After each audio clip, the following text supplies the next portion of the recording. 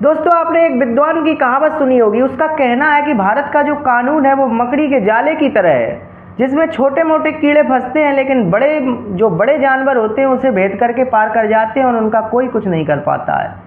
एक ऐसी ही मिसाल देखने को मिली। महाराष्ट्र का एक शहर है पुणे, और पुणे की जगह है कल्याण। वहाँ पर 18 और 19 मई की रात को लगभग 2:15 पर 3 करोड़ की एक कार जिसका नाम है पोर्स, उस कार ने दो मोटर सवार लोग थे, एक लड़का और एक लड़की, उनको कुचल दिया और उनकी हत्या कर दी। और जब उन्हें कोर्ट में पेश किया गया तो उन्हें सज़ा सुनाई गई 300 शब्द लिखने की। मतलब उनको 300 शब्दों का निबंध लिखना है इस ट्रैफिक नियम पर, ट्रैफिक रूल पर। तो जब इस तरीके की सज़ा उनको सुनाई गई तो ये जो सज़ा थी ये सोशल मीडिया पर वायरल हो गई और एक बखेड़ा खड़ा हो गया। आइए इस कहानी को शुरू से समझने का प्रयास करते हैं। दोस्तों, एक बड़े घर का लड़का, अरबपति घर का लड़का इंटरमीडिएट में पास हो जाता है। और अभी चूंकि आपको पता है कि रिजल्ट आए हुए हैं, सभी बोर्ड के रिजल्ट आ रहे हैं धीरे धीरे, और सीबीएसई बोर्ड का भी अभी रिजल्ट आया था। तो उस अमीर घर का जो लड़का था वो अभी पास हुआ था, 12th में पास हुआ था। और पास होने की खुशी में उसके साथियों ने कहा कि भाई तुम पास हो गए हो, चलो चल करके हमें पार्टी दो। तो बहुत दिनों से पार्टी का प्रोग्राम बन रहा था, लेकिन 18 मई को कुछ लड़के एक कार जिसकी कीमत लगभग 3 करोड़ रुपए थी, उसमें अपने साथियों को लेकर घर से बाहर निकलते हैं। और ये समय है लगभग 10:40 का, और 10:40 पर वो अपने 10-12 दोस्तों के साथ वहाँ पर एक क्लब है जिसका नाम है कोजी पब, वहाँ पर पहुँचते हैं।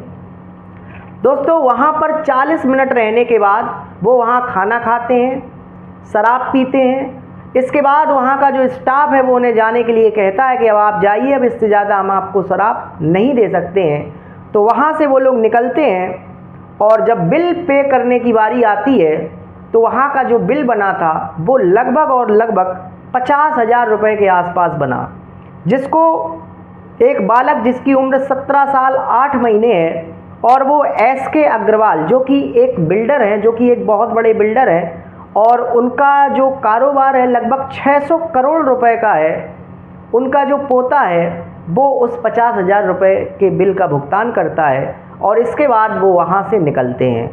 रास्ते में दोस्तों ने कहा कि अभी मज़ा नहीं आया है, थोड़ा और खर्चा करो, थोड़ा और पार्टी दो। तो वो लड़का चूँकि अमीर घराने का है तो उसे कोई फ़र्क नहीं पड़ता है, उसने कहा चलो कहाँ चलना है। इसके बाद वो लोग वहाँ से निकलकर एक दूसरी जगह जाते हैं, नाम है ब्लैक क्लब होटल। लगभग 2 बजे के आसपास वहाँ से निकलते हैं, वहाँ पर भी अपना एंजॉय करते हैं, पार्टी वगैरह करते हैं। और वहाँ से लगभग 2 बजे के आसपास वो उस होटल से निकलते हैं। और जब होटल से निकलते हैं, चूँकि उन्होंने बहुत ज़्यादा शराब पी रखी थी, तो वो 17 साल 8 महीने का जो लड़का है वो अब कार की स्टीयरिंग पकड़ लेता है। कहता मैं कार चलाऊँगा, अब आप लोग पीछे बैठिए। उसके जो दोस्त थे, जो 10-12 लोग साथ में गए थे उसके, वो धीरे धीरे करके अपने घर चले जाते हैं, और कार में बचते हैं केवल और केवल 2 लोग। अब उसने, जो लड़का था, उसने कार को लगभग मीडिया रिपोर्ट्स ये कहती है कि उसने लगभग 200 किलोमीटर पर आवर की स्पीड से कार चलाई, और कार हवा से बातें कर रही थी। और जैसे ही कार हवा से बातें कर रही थी तो कुछ दूरी पर कल्याण एक जगह है, वहाँ पर एक मोटरसाइकिल पर एक लड़का बैठा है और पीछे एक लड़की बैठी है। वो लोग कहीं से आ रहे हैं, और उस मोटरसाइकिल को जो वो कार 200 की स्पीड से थी जाकर के टक्कर मार देती है। दोस्तों, जैसे ही कार उस मोटरसाइकिल को टक्कर मारती है तो उसके पीछे जो लड़की बैठी थी वो लगभग 10 से 15 फीट ऊपर उछलती है और ज़मीन पर आकर के गिरती है, और उसकी एट अ पॉइंट वहीं पर मौत हो जाती है। जब वो कार उस मोटरसाइकिल से टकराती है तो मोटरसाइकिल जो सवार था वो आगे जाकर के एक कार से टकरा जाता है और सड़क पर लेट जाता है। दोस्तों, जब ये बहुत बड़ा धमाका हुआ तो वहाँ खड़े लोगों को पहले तो कुछ समझ में नहीं आया, लेकिन जैसे ही उन्होंने मोटरसाइकिल पर लड़का और लड़की को पड़े देखा तो सारा माजरा समझ गए, और उस कार के पीछे कुछ लोग भागे और कुछ लोग उस लड़की और लड़के के पास आए, उन्हें उठा करके अस्पताल पहुँचाने में लग गए। दोस्तों, आगे जाकर के कार अपने आप रुक गई। कार के रुकने का जो कारण था वो ये था कि उसके एयर बैग्स खुल गए थे और कुछ दूरी पर जाकर के कार रुक जाती है। दोस्तों उस कार में 2 लड़के थे, जिसमें से जो पहला लड़का था वो मौका देख कर के भाग जाता है, वहाँ से फरार हो जाता है, लेकिन एक लड़का वहाँ पर फंस जाता है और वो निकल नहीं पाता है। भीड़ वहाँ पहुँचती है, उस लड़के को बाहर निकालती है और उसे पूरी ताकत से पहले तो मारती और पीटती है। इसके बाद पुलिस को फ़ोन करती है। दोस्तों थोड़ी देर बाद पुलिस आती है और उस लड़के को अपने साथ लेकर के थाने चली जाती है।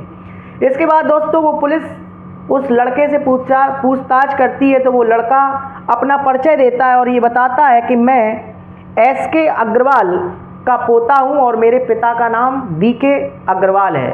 दोस्तों जब ये बात उसने पुलिस को बताई तो पुलिस जान गई, तो ये तो बहुत बड़े बिल्डर का लड़का है, जिसकी जो टोटल नेटवर्थ है वो लगभग 600 करोड़ के आसपास है। इसके बाद पुलिस का रवैया था वो ढीला हो जाता है। अब पुलिस उस लड़के से बड़ा ढीले रवैये से पेश आती है। कुछ लोग बताते हैं कि जब वहाँ पर वो लड़के को ले गए तो उस लड़के ने बहुत ज़्यादा शराब पी रखी थी और उसका जो तरीका था वो बड़ा अड़ियल टाइप का था, जिसे हम कह सकते हैं। एक उसकी आवाज़ में एक रईसी की हनक थी। तो जब पुलिस वालों को ये पता चलता है तो पुलिस वाले उसकी आव भगत में लग जाते हैं, उसके लिए पिज़्ज़ा मंगवाते हैं, उसके लिए बर्गर मंगवाते हैं और उसके लिए बिरयानी भी मंगवाते हैं। कहते हैं बेटा बैठो आराम से खाओ पियो, ऐसा मीडिया रिपोर्ट्स दावा करती हैं। और जब सुबह लगभग 8:26 को 18 मई को वो लोग रात में निकले थे और जब रात में 2 बजे एक्सीडेंट होता है तो डेट हो जाती है 19 मई और 19 मई को सुबह 8:26 पर FIR दर्ज होती है और दोस्तों लगभग 3:30 बजे के आसपास उसका मेडिकल टेस्ट होता है। मेडिकल टेस्ट के लिए पुलिस वहाँ से ले जाती है। देखिए होता क्या है कि जब भी किसी व्यक्ति शराब पी करके गाड़ी चलाता है तो उसकी जांच 12 घंटे में होनी चाहिए, क्योंकि 12 घंटे के बाद जो ब्लड में अल्कोहल मिक्स हो जाता है, उसकी जो ब्लड मिक्सिंग है अल्कोहल की 12 घंटे के बाद वो जांच में नहीं आएगा। तो पुलिस जानबूझकर करती है या जो भी उसकी समस्या रही हो, पुलिस लगभग 12 घंटे के बाद 3:30 बजे के आसपास उसे मेडिकल के लिए ले जाती है और मेडिकल टेस्ट में नो अल्कोहल की पुष्टि होती है। मतलब मेडिकल टेस्ट ये बताता है कि इस व्यक्ति ने शराब नहीं पी रखी है।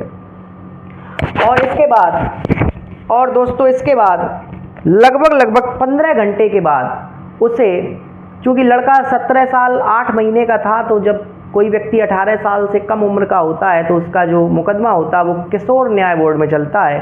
पुलिस उसे ले जाकर के किशोर न्याय बोर्ड में पेश करती है और जब जज साहब उसे देखते हैं तो अब इसे आप चाहें जज साहब की गलती कहें या कानून कहें भारत का, क्योंकि कानून को तथ्य चाहिए, कानून किसी व्यक्ति की शक्ल या कुछ नहीं देखता।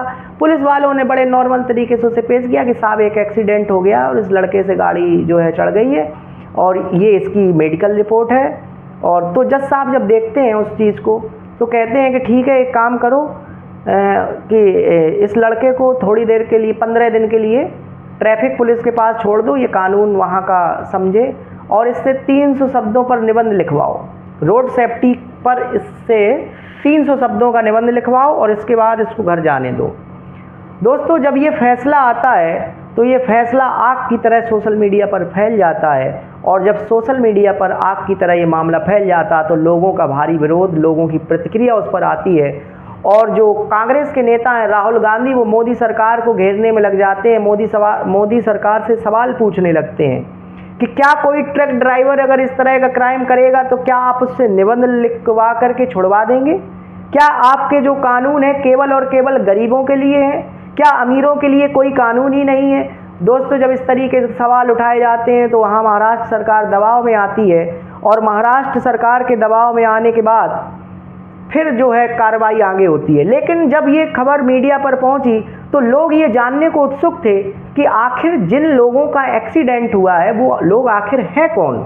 ये जो अरबपति बेटे हैं, इन्होंने जिन 2 लड़कों को मार दिया, आखिर उनकी भी तो जानकारी होनी चाहिए कि आखिर वो कहाँ के रहने वाले हैं और कौन हैं।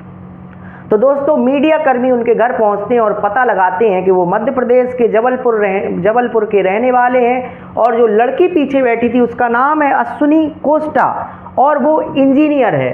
पहले वो अमेज़ॉन कंपनी में काम करती थी, इसके बाद अब वो जॉनसन एंड जॉनसन कंपनी में काम करती थी उसके बाद उसने अपने ऑफिस से छूटने के बाद अपने एक मित्र को फ़ोन लगाया और उससे कहा कि आज तुम्हारा बर्थडे है, आज हमें तुम्हारे बर्थडे की पार्टी चाहिए। और उसका दोस्त उसे बर्थडे की पार्टी लेकर के आया कि चलो आज हम लोग बर्थडे की पार्टी करते हैं। उन लोगों को नहीं पता था कि आज उनका अंतिम दिन है और रात के लगभग 2 बजे जब वो लोग पार्टी करके लौट रहे थे तो तेज आती हुई कार ने उनके जीवन को समाप्त कर दिया। दोस्तों, वो दोनों अपने परिवार में एक तरीके से आप ये कह सकते हैं कि अपने परिवार की पूरी जिम्मेदारियां उन्हीं के कंधों पर थीं। अपने परिवार का वो इकलौता सहारा थे और लगभग जो घर की समस्याएं होती थी उन समस्याओं को सॉल्व करते थे और घर पर पैसा भी भिजवाते थे। उनके मरने से उन दोनों घर बर्बाद हो गए। उनके माता पिता दहाड़े मारकर रो रहे थे लेकिन उनकी सुनने वाला कोई नहीं था। सिस्टम और प्रशासन और पुलिस लगे थे तो केवल और केवल उस अरबपति बेटे की आवभगत में। उन गरीब से कोई ये पूछने वाला नहीं था कि आखिर तुम्हारे साथ क्या हुआ है और तुम्हारी कौन मदद कर सकता है, तुम्हें क्या करना चाहिए। दोस्तों, इसके बाद जब सरकार दबाव में आती है तो इसके बाद सरकार से बहुत सारे क्वेश्चन पूछे जाते हैं। इसके बाद महाराष्ट्र सरकार के मुख्यमंत्री और गृह मंत्री मीडिया के सामने आते हैं और ये सफाई देते हैं कि हम इस मामले को हाई कोर्ट ले जाएंगे और वहाँ के जो डीजीपी होते हैं, जो आईजी होते हैं, जो कमिश्नर होते हैं, जहाँ की ये घटना है, वो लोगों को ये यकीन दिलाते हैं, भरोसा दिलाते हैं कि चलिए कोई बात नहीं, जो जुवेनाइल कोर्ट है, जो किशोर न्याय बोर्ड है, उसने इस मामले को गंभीरता से नहीं लिया है, लेकिन हम इस मामले के खिलाफ हाई कोर्ट में अपील करेंगे और वहाँ ये निवेदन करेंगे कि जिस तरीके से बालिग व्यक्ति पर ये मुकदमा चलता है उसी तरीके से इन बालकों पर भी मुकदमा चलना चाहिए, क्योंकि इन्होंने दो इंजीनियरों की हत्या की है। इसके बाद उसके पिता जो वीके अग्रवाल है, उस लड़के के पिता, उनकी गिरफ्तारी होती है, उनसे पूछताछ होती है कि आखिरकार आपने उस बालक को गाड़ी क्यों दी जिसकी उम्र अभी 17 साल है और उसके पास लाइसेंस भी नहीं है। जब दबाव में आती है सरकार तो गिरफ्तारियों का दौर जारी हो जाता है। सबसे पहले उसके पिता की गिरफ्तारी होती है। सीसीटीवी फुटेज खंगाले जाते हैं जिसमें ये देखा जाता है कि वो जो लड़के थे उनको बार बार शराब परोसी गई थी, लेकिन मेडिकल रिपोर्ट में शराब की पुष्टि नहीं हुई। लेकिन ये जो क्लिप थी, जो सीसीटीवी फुटेज था, वो वायरल हो जाता है जिसमें वो लड़के साफ साफ शराब पीते हुए दिखाई दे रहे हैं। दोस्तों, गिरफ्तारी होने के बाद लोगों को तसल्ली होती है और इसके बाद अब ये मामला जो है पेंडिंग में, आपको ये बता दें, जो मामले हाईलाइट हो जाते हैं, जो मामले सोशल मीडिया पर वायरल हो जाते हैं, उनकी जो सुनवाई होती है वो फास्ट ट्रैक कोर्ट में, या आप कह सकते हैं कि उनकी सुनवाई त्वरित होती है। अब इस मामले में आगे क्या होगा ये तो समय बताएगा। मिलते हैं आपसे एक नई कहानी के साथ और आप इस कहानी में अपने विचार जरूर दें। क्या बताएं, क्या ये जो सिस्टम है क्या केवल और केवल अमीरों का गुलाम बन करके रह गया है? क्या गरीब की कभी सुनवाई होगी या नहीं होगी, या गरीब होना केवल और केवल एक अभिशाप है? ये बात मैं आप पर छोड़ता हूँ दिल की गहराइयों से। आपका बहुत बहुत धन्यवाद। नमस्कार।